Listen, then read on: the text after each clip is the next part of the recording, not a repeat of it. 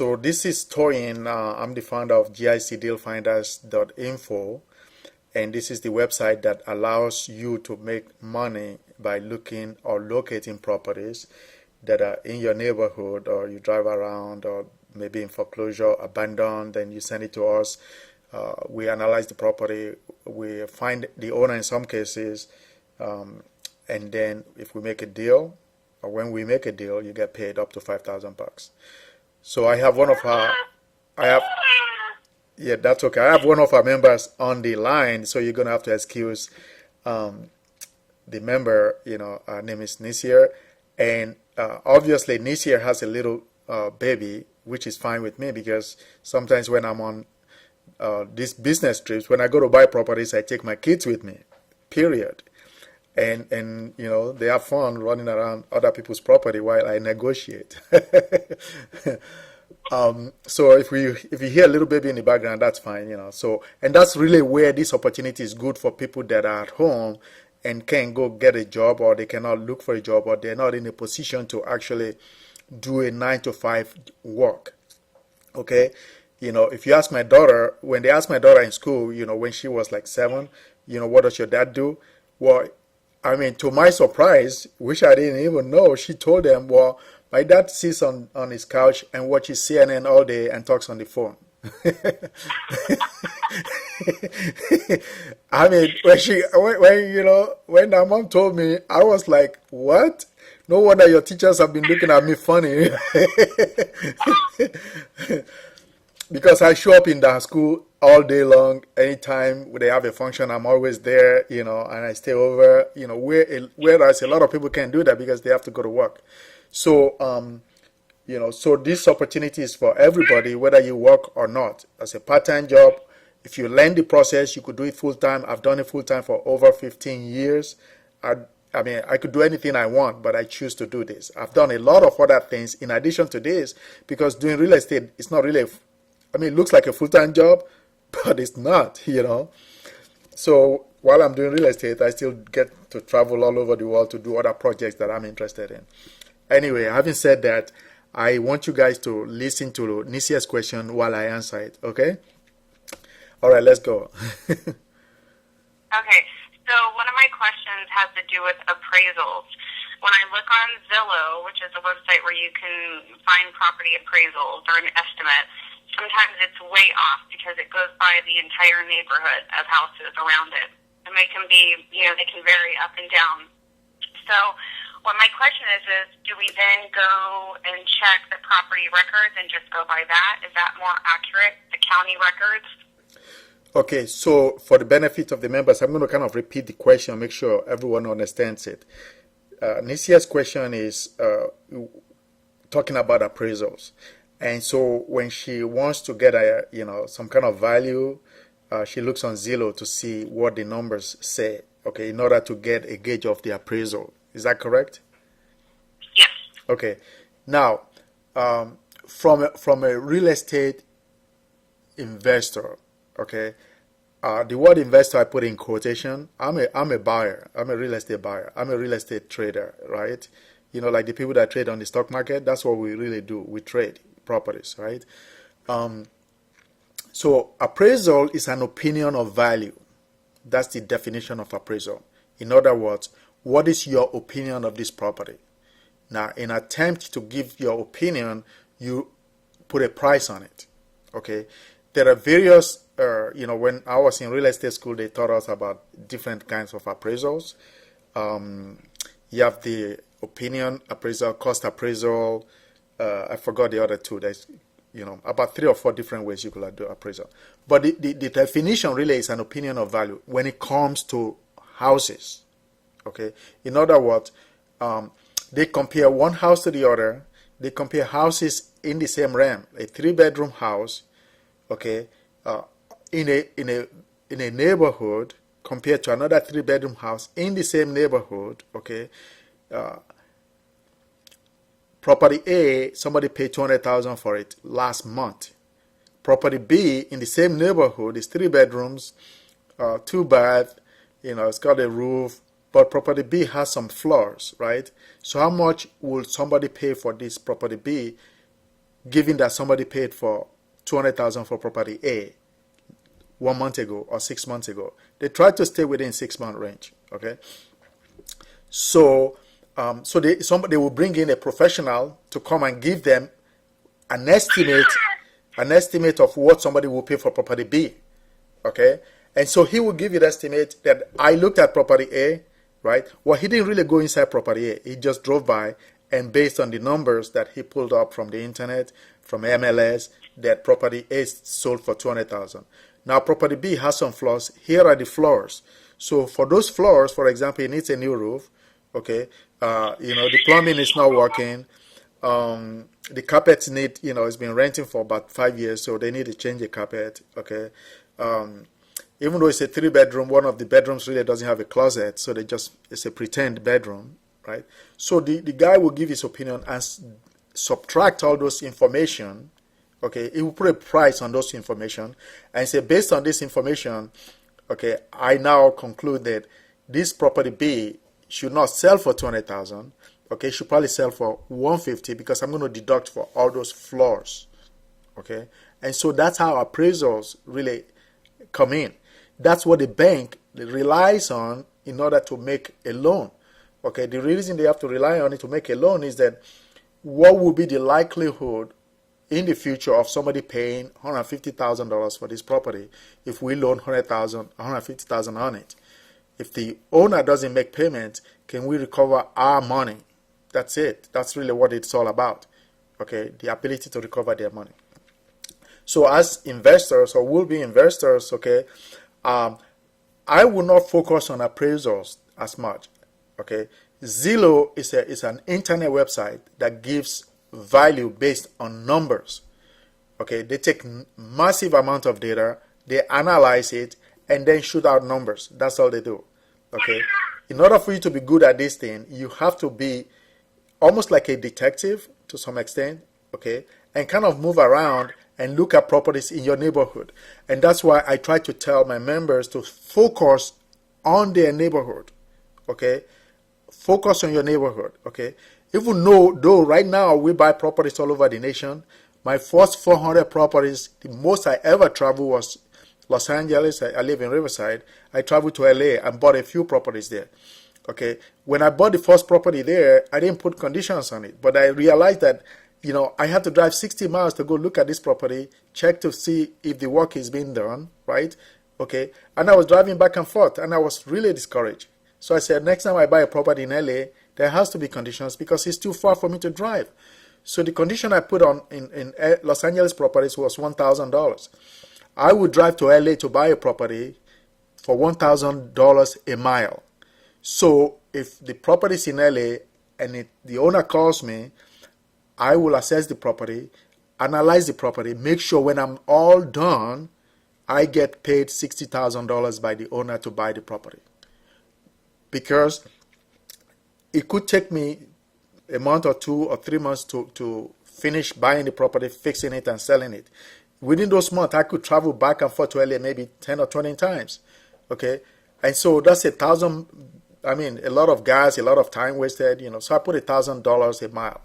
Okay, so if I'm going to travel outside of my area, I put $1,000 on it. If it's 40 miles away, there has to be 40,000 in it. If it's 30,000, if it's 30 miles away, there has to be $30,000. Okay, so that's why I try to encourage people to stay within their neighborhood, so that way you don't have to drive far. You get to touch the property. Touch means that you go look at it, you see that it's abandoned. Okay, it's been abandoned for a while. You wonder what's going on. You do your detective work, you find the owner, and that's when you really hit the home run. Okay, sitting online looking for properties on Zillow and looking for internet, what doesn't really help you because somebody already found the property. So if somebody's already found the property, okay, you're asking that person to give you a discount. They don't own the property, so there's only so much discount they can give you, right? I've gone a little bit further than your appraisal question, but in terms of appraisal, I wouldn't concern myself about appraisal right now. I would concern myself on finding people that are motivated to sell their property. Does that make sense? Okay. Yes. If they're motivated to sell, they are happy to pay you to buy. What do I mean? they're happy to pay you. I don't buy property unless somebody is willing to pay me to buy it. Period. I mean, why would I waste my time? Okay? And the owner of a property always pay you to buy the property because you show up as somebody who is going to give them a solution to their problem. Every property has a problem. Either the owner is in distress, or the property is in distress, or the neighborhood is in distress. You understand? So your goal as a buyer is to solve those distress for the owner and then get paid. That's it. We don't pay sellers. They pay us. You know? Okay? And so, if you focus on finding motivated sellers, okay, anxious sellers that need to sell, okay, you will do well in this business, okay, because you don't need a whole lot of properties to make money. You don't, especially once you learn the process. If you learn the process, you could buy one property a year and then go on vacation to Italy for the rest of the year and come back next year, buy another one. Once you know the process, okay. The reason a lot of people fail is that they don't learn the process. They try to kind of cut corners, okay? Or they encounter problems in the process of learning and they have nobody to, hold their hand. That's the main reason people fail. I know because I failed several times. I mean, I bought several, gurus books in the 80s, okay? And the moment I run into a problem, like counting sheets, I bought this program twice because I thought it was new and improved. It was the same thing, but for 5 years, I didn't do anything with it because the moment I ran into a problem, I couldn't call him to say, well, you said in this form, what should I do? And I had nobody to talk to, so I put it under my bed for 5 years. So I wanted to create a program where, our members actually get to ask somebody a question, okay? Because if you get your question answered, it increases your confidence. So next time you talk to an owner, you know exactly what to ask. You know exactly what they're talking about. Does that make sense? Yeah, that makes a lot of sense. Yeah, I've recorded a lot of, owner questions, right? Where I call owners. I've recorded a lot of them. I haven't exposed it to the members yet. Where I actually ask owners the same questions I'm talking about, right? Okay, for example, I'm negotiating the deal right now in Chicago. And the deal is worth about $350, okay? And I'm asking the owner to take $130,000. And I'm asking the owner, well, your $130,000, how about we pay it in payments? How about you get no money now? How about you give me money when I'm done? I ask all those questions, okay? You can only ask that question if you have confidence. You understand? Okay? When you're asking somebody to give you a check for, now, let me ask you this. If you go right now, you go to your neighbor, right? Or even go to a property, say a property seller calls you, and you go there, and you say, oh, Mr. Josh, you want me to buy your property? And he say, yes, okay. And you say to the property seller, well, can you give me a check for $20,000? I'm going to buy your property, but first I want you to give me a check for $20,000. What's he going to say to you? I don't know. He'll probably think you're crazy. Yeah, probably. Yes. Have you ever gone to anybody and asked them for money? I mean, if you ask your friends for a couple of bucks, they'll probably give it to you.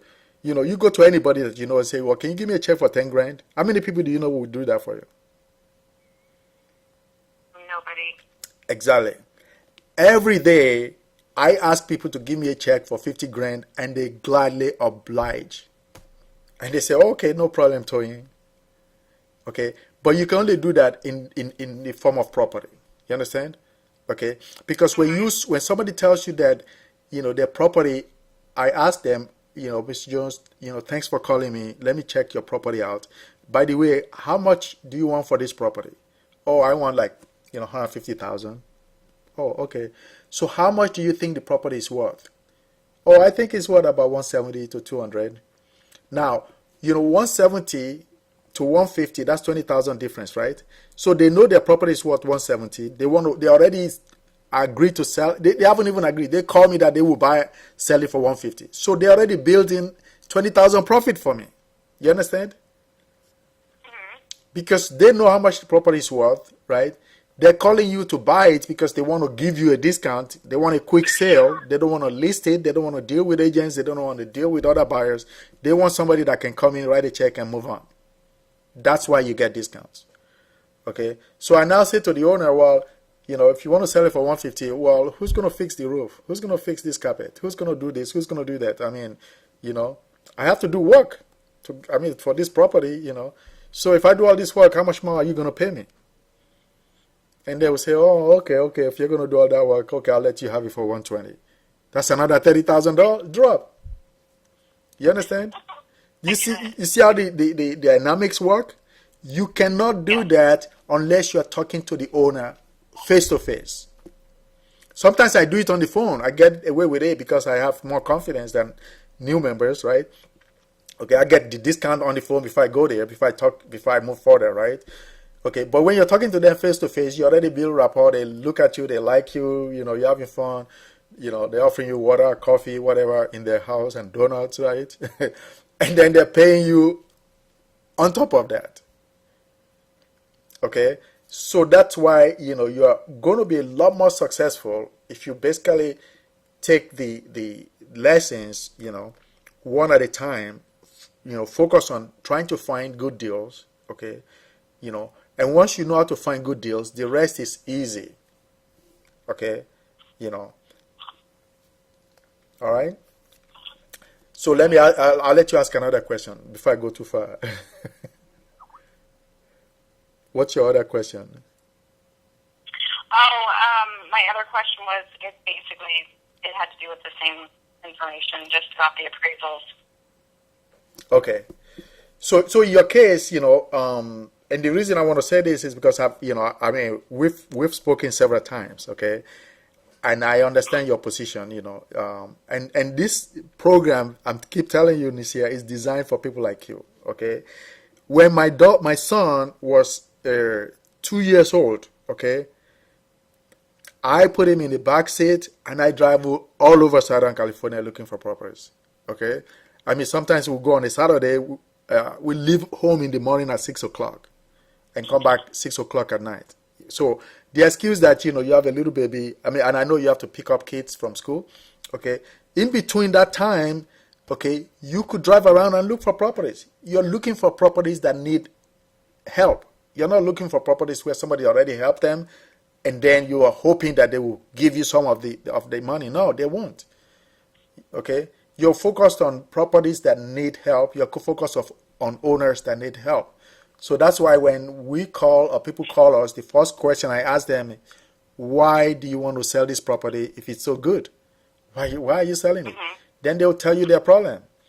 Then you focus on solving that problem. Okay? So in your case, and for other people that, for example, if you have a full-time job right now, okay, I know it's difficult for you to just give up your job, or if you're looking for work, okay, you want to focus on looking for work, right? Well, you want to focus on looking for work by just sending out resumes. The time between when you're not sending out resumes, okay, what you should do is focus on learning the process. In other words, you have an opportunity, okay, you could spend 5 hours sending out resumes every day, right? Or you could spend 2 hours sending out resumes and 3 hours focusing on skill, learning this skill. This process is a skill. Okay, if you learn this skill, you will never, ever be poor in your life, period. Okay, I spoke to somebody yesterday, and I said, well, you could work this process, and she told me, well, since I'm not going to get paid any salary, I don't want to work this process because I'm busy sending resumes out. So I asked her, okay, and she has just like you, she has a blog online, okay. And so I said, how long have you been doing this blog? She said 5 years. And so I said, in 5 years, how much have you made? 0. I said, how do you get paid? Well, I get paid because they give me products. So these products they give you, can you sell them for money? No. So you're wasting 3, 4, 5 hours a day on this blog that pays you nothing, hoping somebody is going to show up eventually. You're dealing with all these companies. She was representing companies and reviewing the company's products, okay, and this company doesn't pay her. So why are you reviewing their product if they don't pay? You say, well, they send me free products. So If you make enough money, you could buy your own product. You don't have to wait for Coca-Cola to send you freaking six-pack, and you spend 20 hours reviewing Coca-Cola or reviewing some shoes. You understand?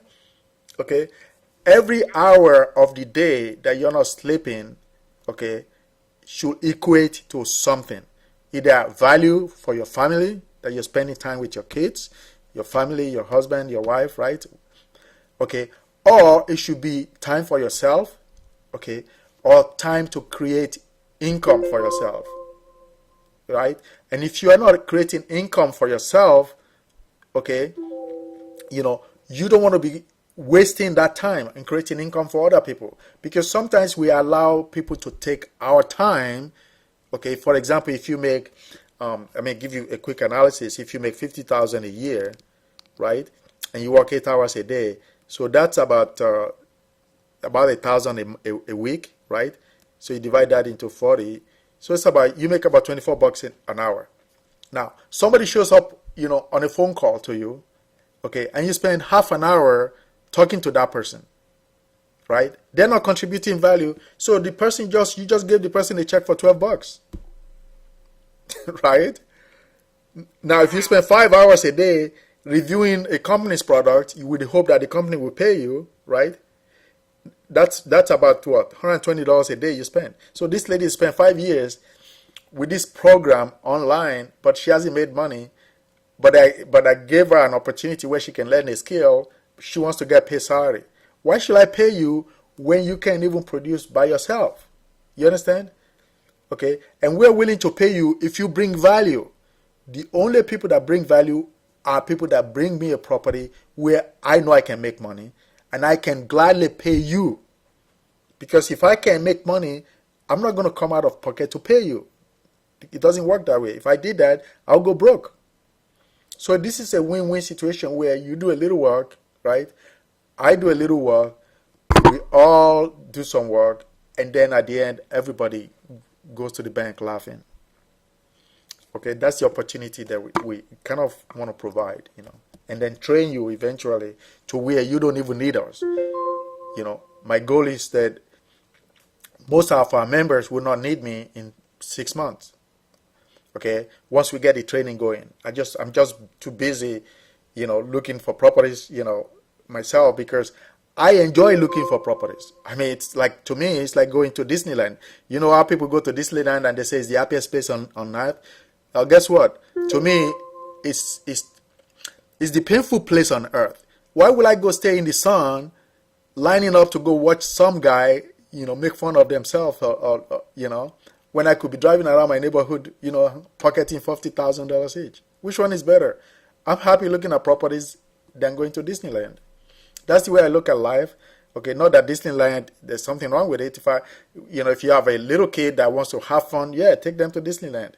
But some people go to Disneyland like every other month, whatever. Anyway, that's digression.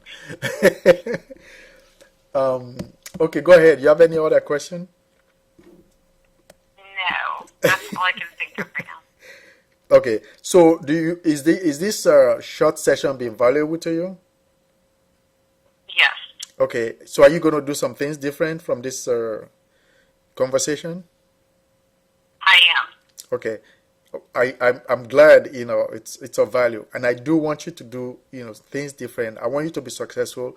The same conversation I had with you is what I had with another guy earlier. This guy lives in Vegas. He's submitted over 85 properties from Pennsylvania, Alabama, all those places. So I asked him, Mike, did you see any of these properties? No. So why are you sending them to me? You haven't seen them. You don't know what they look like. I have a software right now.